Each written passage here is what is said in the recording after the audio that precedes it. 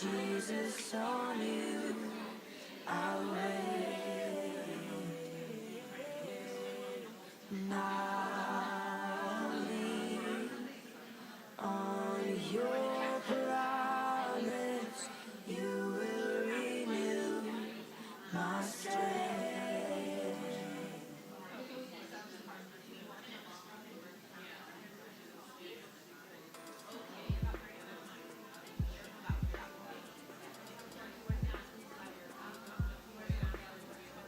Before I bring my need, I will bring my heart.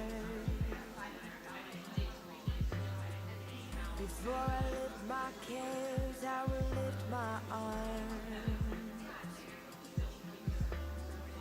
I wanna know you, I wanna find you in every season, in every moment. Before I bring my need, I will bring my heart and seek you.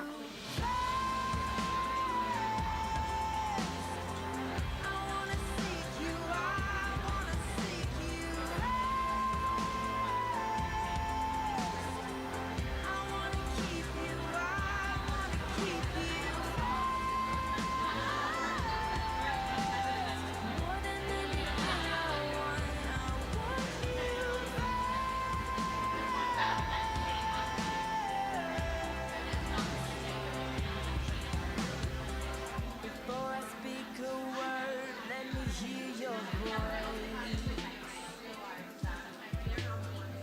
And in the midst of pain, let me feel your joy.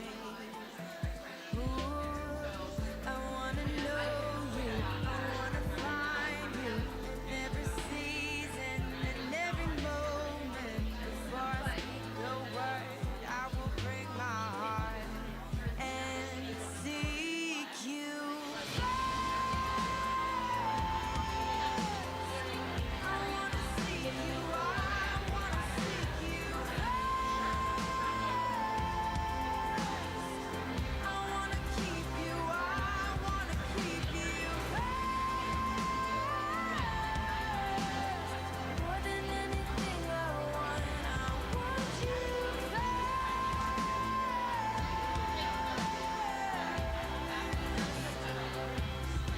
You are my treasure and my reward. Let nothing ever come before. You are my treasure and my reward. Let nothing ever come before. I seek you.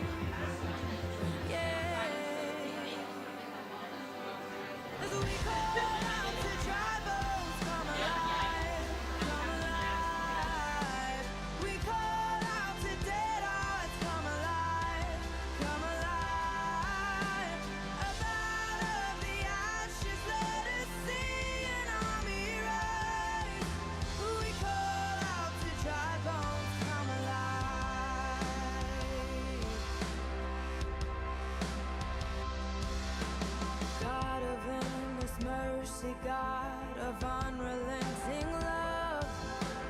Rescue every daughter, bring us back the wayward sons. And by your spirit breathe upon them, show the world that you alone can save. You alone can save. As we call out to dry bones, come alive, come alive. We call out to dead hearts, come alive, come alive. Up out of the ashes, let us see an army rise. We call out to dry bones, come alive.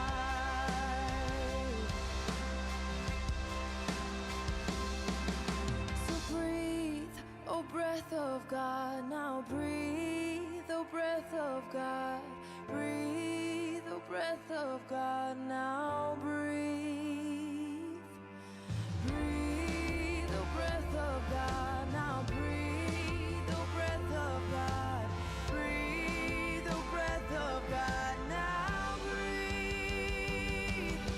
As we call out to dry bones, come alive, come alive. We call out to dead hearts, come alive, come alive. Up out of the ashes, let us see an army rise. We call out to dry bones, come alive, yeah. We call out to dry bones, come alive.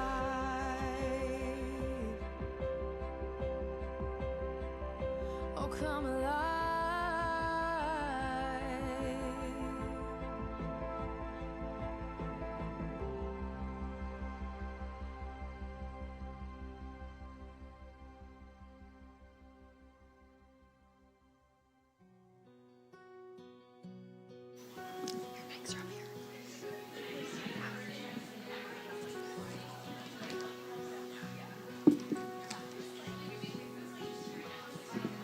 Gladly walk across No, you can sit.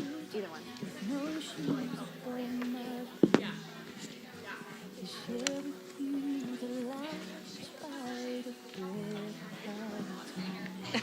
And I would swim You're in a good position too. All right.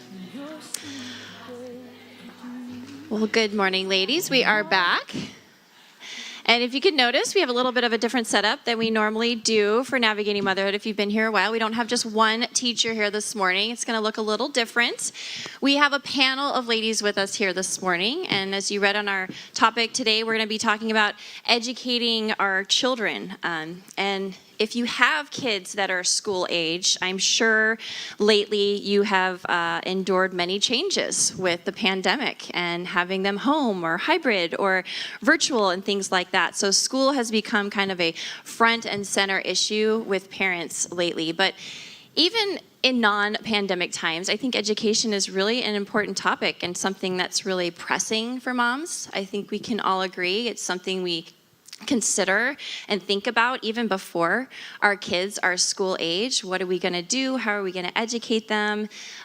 What are their personalities like? What is the best fit for them? These are all things and questions we have, and it can kind of be overwhelming sometimes, right? There's so many opinions out there about what to do, how to do it, where to send your kids. But if you're hoping today that you're going to walk away with this just perfectly boxed solution, I hate to disappoint you, you won't.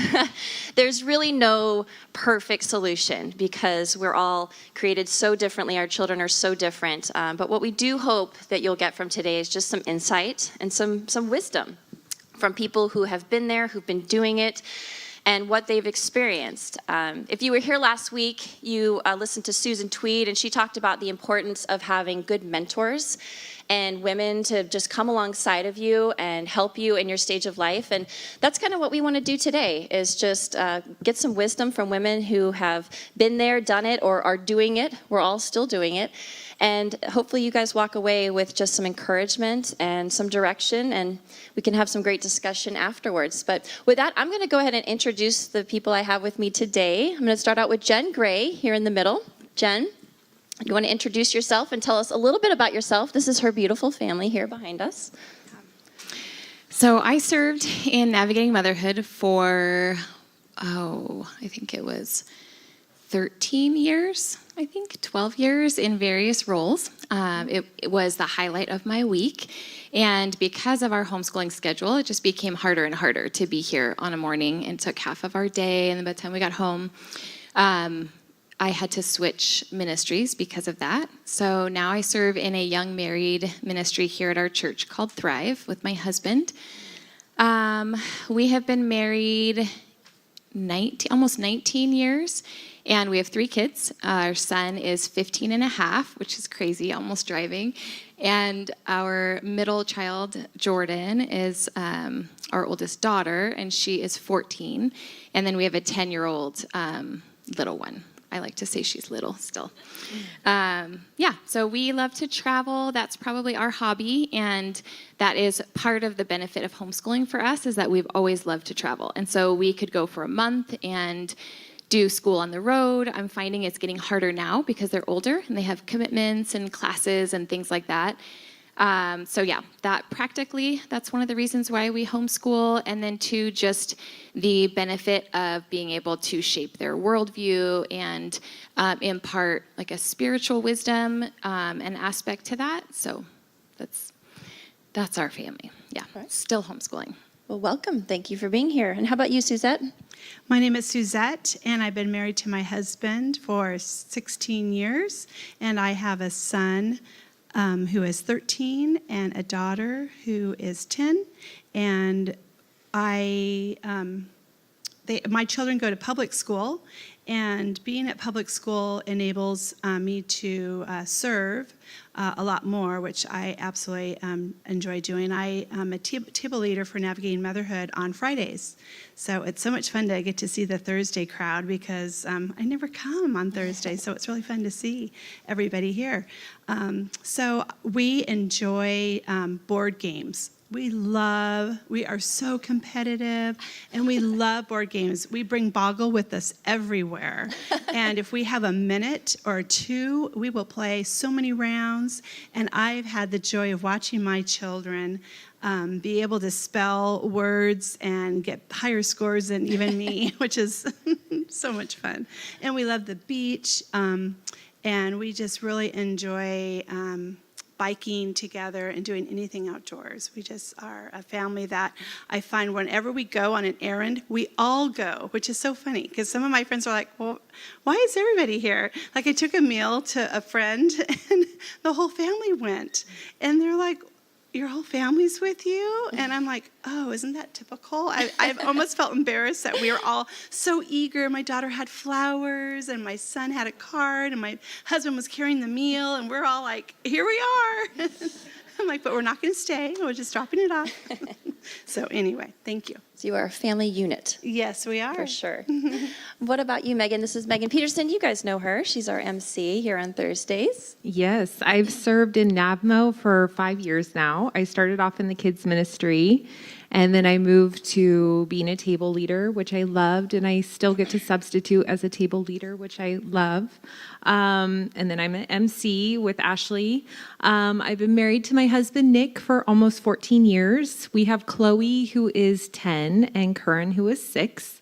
You can tell their personalities even in the photo. Curran is very energetic, and he's a goer, and Chloe is typical first child. She's very, calm and loving and a wonderful helper.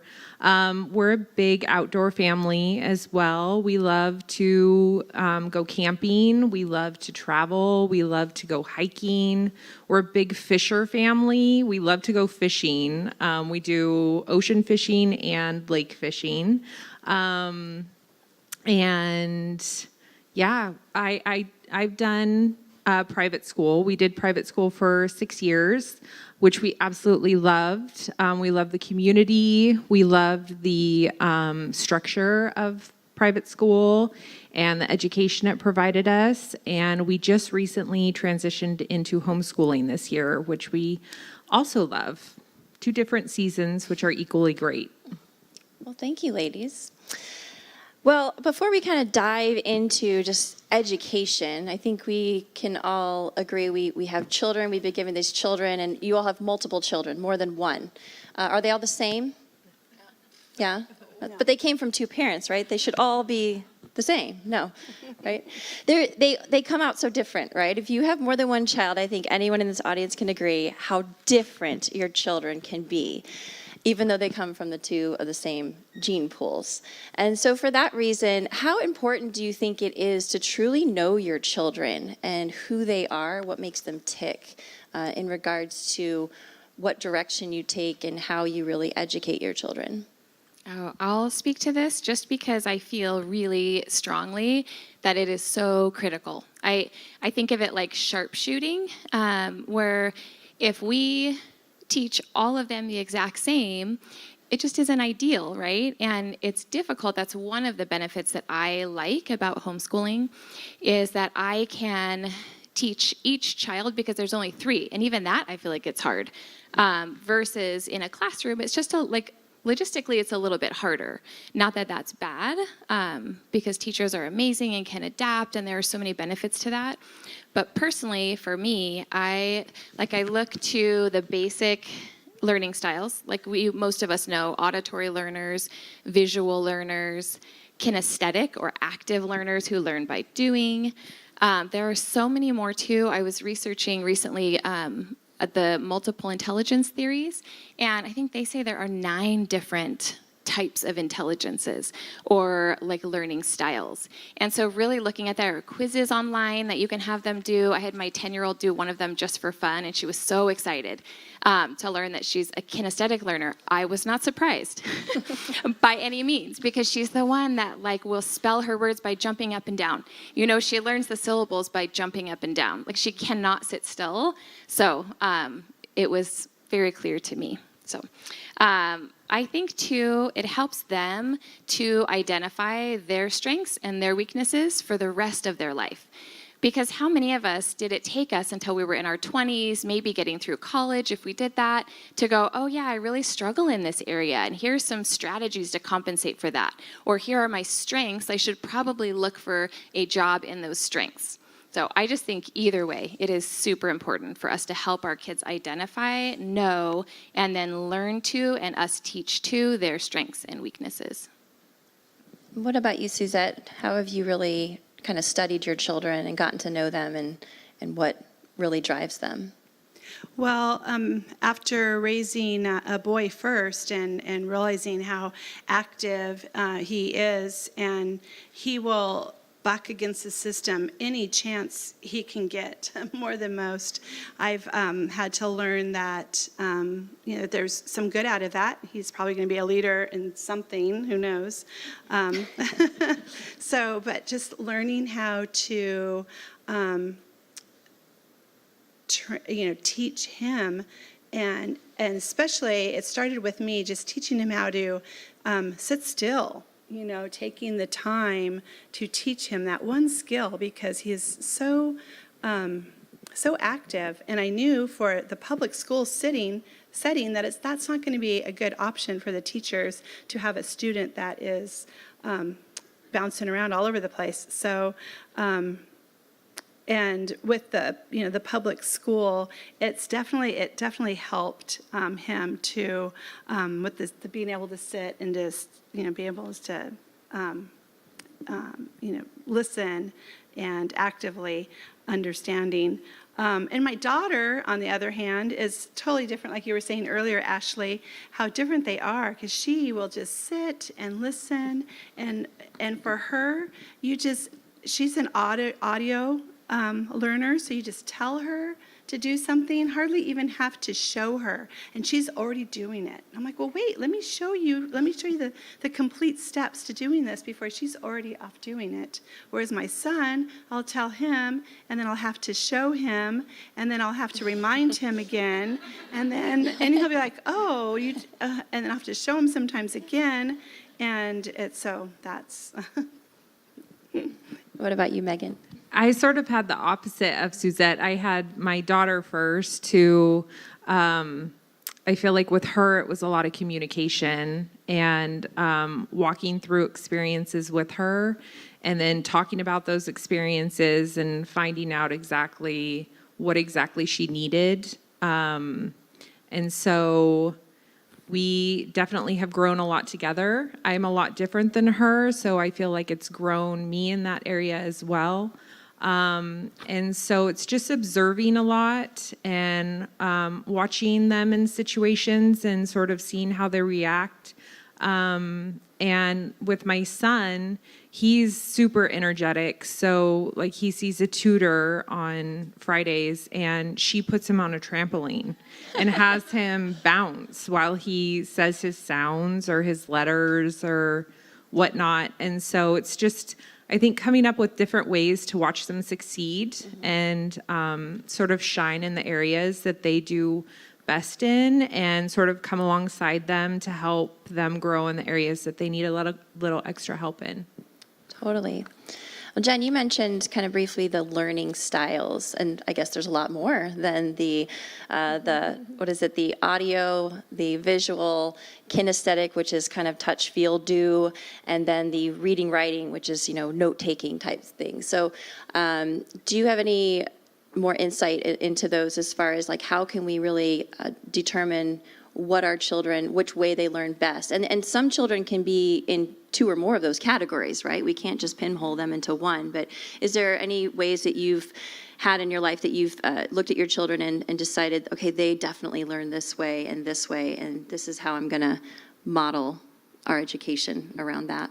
Yeah, I think as moms, we can become experts in our kids, right? We're with them all the time, we study them, and then so we can also become experts in other things. Like we can research learning styles. Let's just look online, and there's so much on there that we can learn about.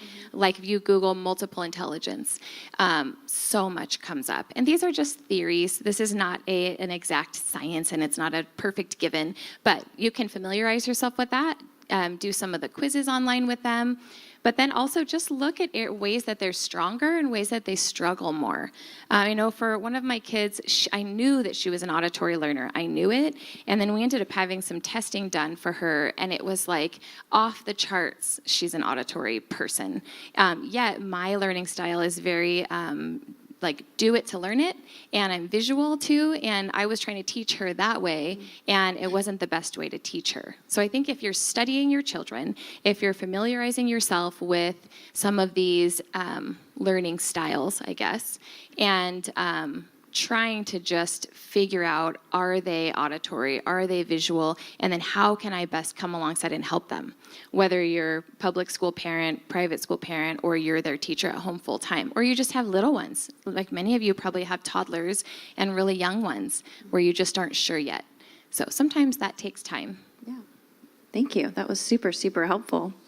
Well, like they mentioned earlier, each of them have been in different schooling environments. So we have Suzette, who's in the public schools, and Jen, who homeschools her children, and then Megan, who has been in private school. And these are just a few of the avenues that there is for education. So I want to kind of talk a little bit more about what each of those look like. What are the challenges that each of you have faced within those situations of education, and then what have been the great benefits that you have seen, just having your kids where they are? Where have you seen them grown and challenged and things like that? So, Megan, do you want to start us off?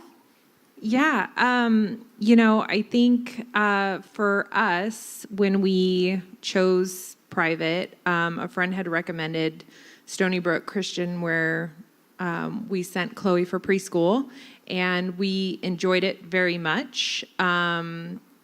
And we loved the teachers, and we loved the community, and then we sort of just stayed on that track. And then we ended up putting my son in, and each year we took it year by year. I think the biggest thing that you can do is just sort of keep an open mind as you're educating your child, because seasons change, your children's change, needs change.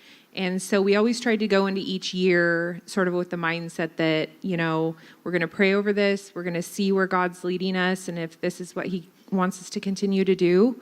And then, we would make the decision, okay, we're gonna continue this route for right now. And it was definitely a blessing being in private school. We loved the community. We loved the structure it gave us. We loved the, curriculum it provided us with, and it provided, the kids with a daily Christ-centered curriculum. I love that you said each year, 1 year at a time, Yeah. right? Each child at a time. No exact right answer. Jen, what about you? Okay. So we started out both saying we are not homeschool families, not a homeschool family. So when our son was 9 months old, went to a parenting class, and it was a Christian parenting class, and it was run through a homeschool co-op. And the first thing we said the very first night was, we are not like you guys, and we are not homeschoolers, so we're not buying what you're selling. All we want is parenting help. We don't know how to parent this 9-month-old, and that's all we want. Don't give us your sales pitch. We're not going to be homeschoolers. And a few months later, we were plugged into their preschool program. And we were pretty committed. It's like, this is the way that we want to do it. But again, every year we said, we'll see. We don't know. We're not lifer homeschoolers that are committed to doing this all the way through. We're going to take it year by year. But I remember even one mom said, well, how can you do that? You should commit. And it was as if there was something wrong with me saying, I don't know what God wants for us. Every year it might be different, and for every kid it might be different. So we wanted freedom over our schedule. I wanted freedom over the curriculum. I wanted freedom to teach them what I wanted to teach them. Worldview is super important to me. And I wanted them to have my worldview, biblical worldview, and I just love teaching. So I loved the idea of really imparting a passion for learning and me being the one to do it. Mm-hmm. So I could have gone to work as a teacher, gone back to work, but I opted, since I was able to at the time, to teach our kids. It just fit. What about you, Suzette? For me, we chose to do public school, and we were... At first, we were concerned for, all the reasons that the curriculum wasn't going to be up to par. But we were so happy with the school that it's really close to our home. My kids can walk and bike ride to school. And we found that there were several Christian teachers within our public school. So I was very glad about that. And we realized that my son really needed that classroom. He's very social. He needs a lot of people in his class. So he really needed that experience, and it's a motivator for him. He loves school, and it's so interesting if we ever want to pull him out when Disneyland was open, let's go to Disneyland. What, and miss school? No way. And I was like, what? So that was definitely a plus for us, and the fact that it's free. Well, I guess it's not really free. We pay for it through our taxes. But anyway, it's free. We don't have to pay any extra money, I should say. And so that was a huge motivator for us as well. And just, some of the challenges are that, my eyes are not always there. I can't see exactly what's happening. So I do have to put a little bit more effort into being a teacher when they get home, before school and after school. I really go over their work. We read their papers that they're writing. We read the material that they're being given. And we want to make sure that it meets our standard. It meets God's standard. And that we are clearly sharing with them that this is what the world is teaching you, but this is what our values are, and this is what we are teaching. So it's really causing my husband and I to be involved, but I have never been good at planning curriculums. I'm not a good teacher. So to do all of that and to homeschool, just, I could not do it. So it's this was a very good option for us. And both of them, we're doing it, year by year. This is what's working for us right now. Not to say that it's going to be going forward always what we're going to be doing. So, yeah. I love how you touched on how you said, you aren't good at gathering the curriculum and things, I mean, we have to also think about our own strengths and weaknesses, right? Not just our children's, but what's going to be best for the entire family.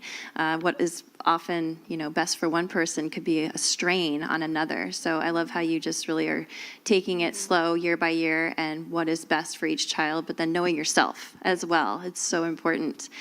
What's been the biggest challenge for you, Megan, in private school? I think for us, I actually talked to my daughter about this because we were going through it this morning, and I was just I think for us, it was finding a balance because there was a lot that they did. There was a lot that they expected of them. And, they were at school all day long, learning. And then they came home and there was homework. And there were tests that we had to study for. And so I think it was trying to come up with a good way to balance, okay, we have this responsibility that we need to meet and we need to, complete this by tomorrow, but you need to go outside and you need 30 minutes where you can just play and be a child and be a kid and enjoy yourself, come back in refreshed, and then we'll start from there because sometimes she would get overwhelmed with her personality and she would want to come home and she would want to do it right away. And it was just trying to find a good balance for all of us where she could, get a little bit of rest, but also complete the things she needed to complete.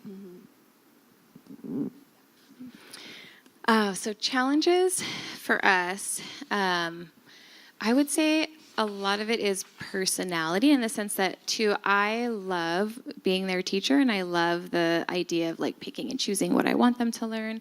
But it also is a lot on me. So if you think your mom and your teacher, so you still have these responsibilities to get done at home as a wife and a mom, but then you also have the schooling. And then if any of your children struggle with learning, like some of mine do, we have some learning struggles, some attention struggles. And then even one of our kids was very medically involved for over a decade. And so that took a lot of effort and time too.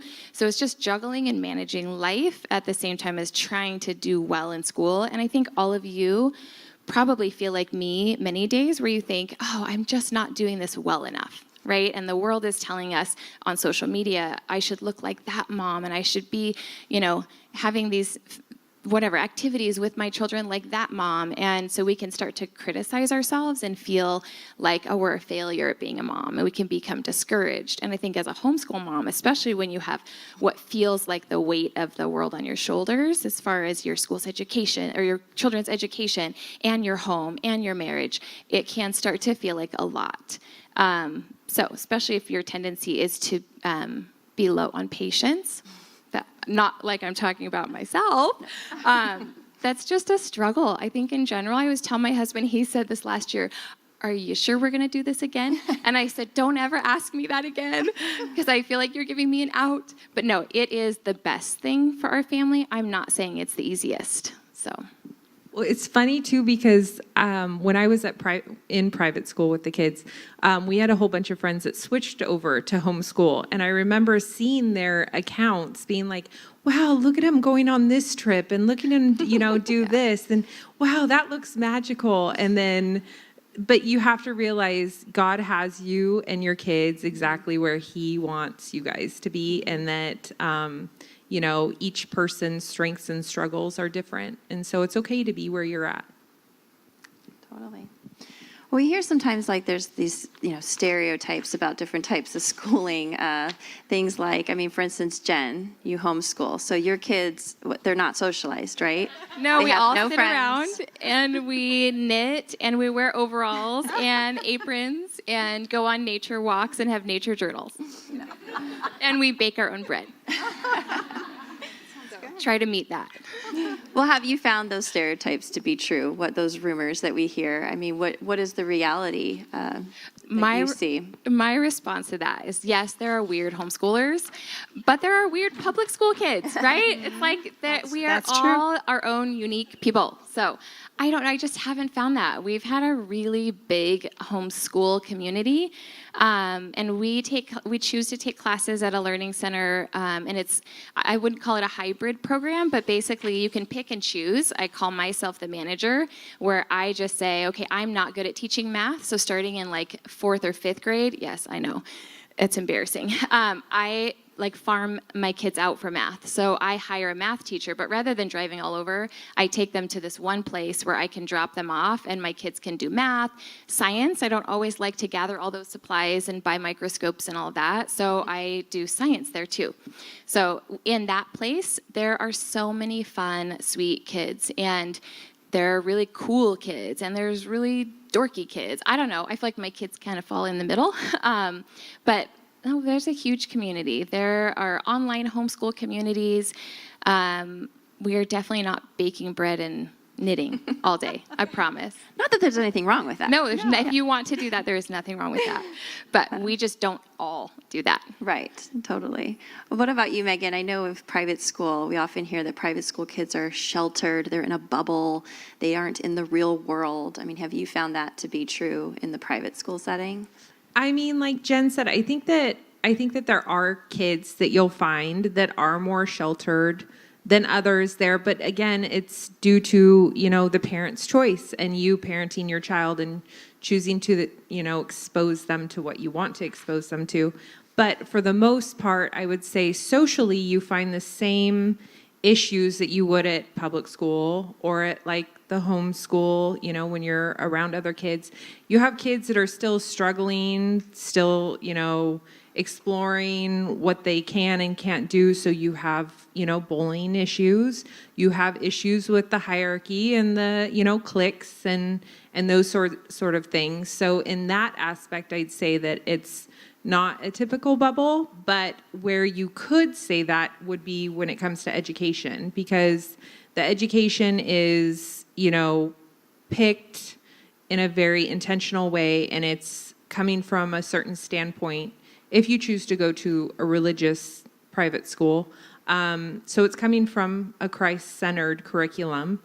So you don't get sort of, I guess, the worldly input that you may get maybe at a public school or whatnot. Yeah. And what about public school? Sometimes we hear about it's just like full of bullies, and it's like you're throwing your kid into like a scene from West Side Story. I mean, do you feel that that's the truth in your experience? No, not really. I've heard, some concerns about, the class sizes are too big, and how does your child fit in? Are they being bullied?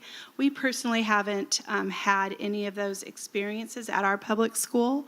I think some other concerns too is just, are they learning? Are they learning enough? Are they just being passed on to the next grade, or are they learning enough to go to college and make a difference? So, the learning and making sure that they're not just being passed. I think it involves us parents, that we really need to be involved with the teacher. I try to get into the classroom every chance I get, which is challenging as my son is in junior high.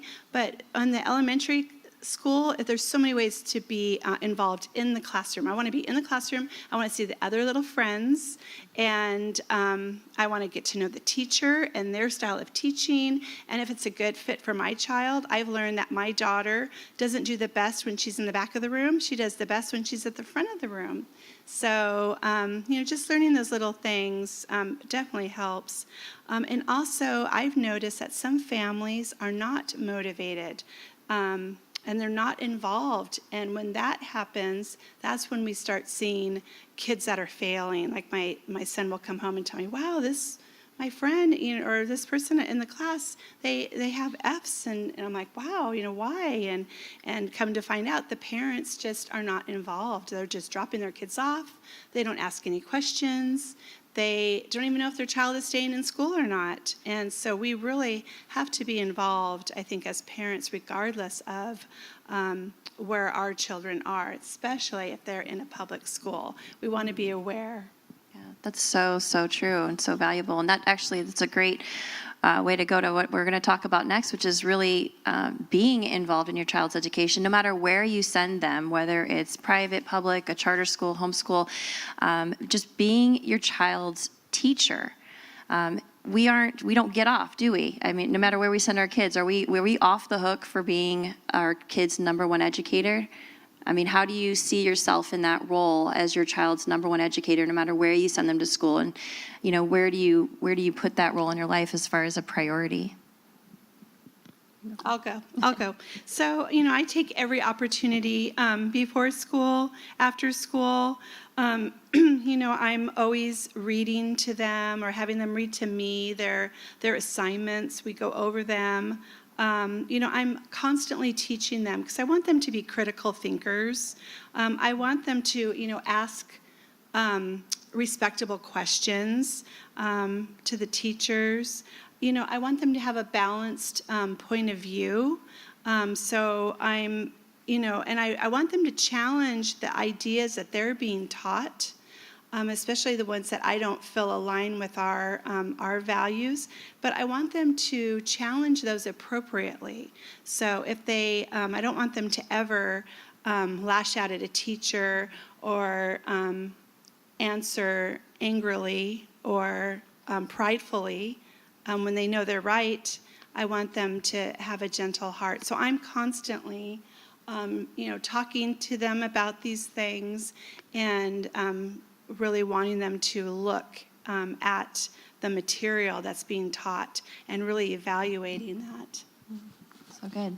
I love that you said teach them to think critically. That's one of the big ones that I wanted to make sure that I didn't forget to say, is that regardless of where our kids go to school, to me, it is so important that we teach them to think critically. And I tell my kids all the time, don't accept this because I say so.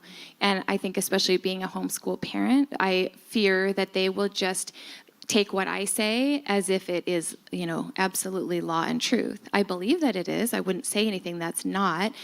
But I want them to think critically. I want them to challenge it. I want them to own it. And I would want them to do that regardless of the school setting. But yeah, I think the critical thinking and challenging things is important. I think that especially when they were in private school, it was more of a role of helping sort of navigate friendships and helping to teach them forgiveness and grace. And, when they had a hard time in school and they were having a hard time learning things, sort of teaching them endurance and just to, keep pushing through even when it's hard, and just sort of character building in a lot of ways. Yeah.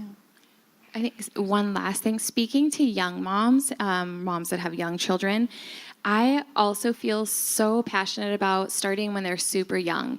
And teaching our children and being their first teacher is teaching them to look in our eyes when we're speaking, learning to sit and be self-controlled. Like all of these learning to learn skills, which are talked about in preschool settings, why not start when they're 2, right? Start putting them on a blanket and training them to be on that blanket and to, have sustained attention with a couple of activities, to obey your authority, to not get off the blanket.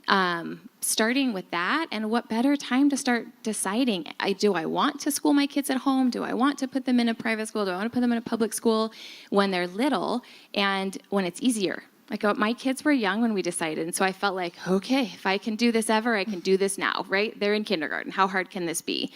So have the confidence to maybe try it and start out with those fundamental learning to learn skills and respect authority skills, all of those that will lay a foundation regardless of what you choose.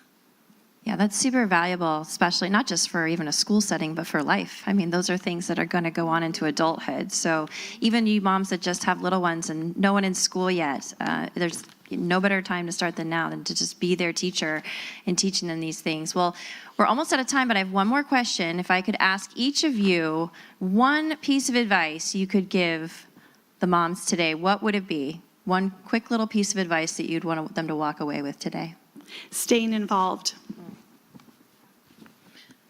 Don't look right and left. God has given you the responsibility to parent, to train, to teach your children, and see that as a gift and a blessing and a privilege, and not just something that's like another thing added to our plate. And He will equip you and enable you, whether you decide to homeschool or not.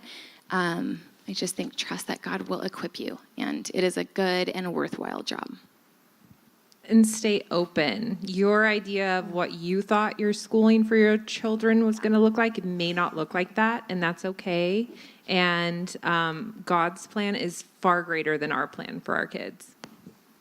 Well, thank you so much, ladies. I'm so glad you were able to join us here today and just talk about this important topic. I hope you ladies got so much from it, and we're going to release you to your discussion time today. Thank you for having us up here, and have a great rest of your day.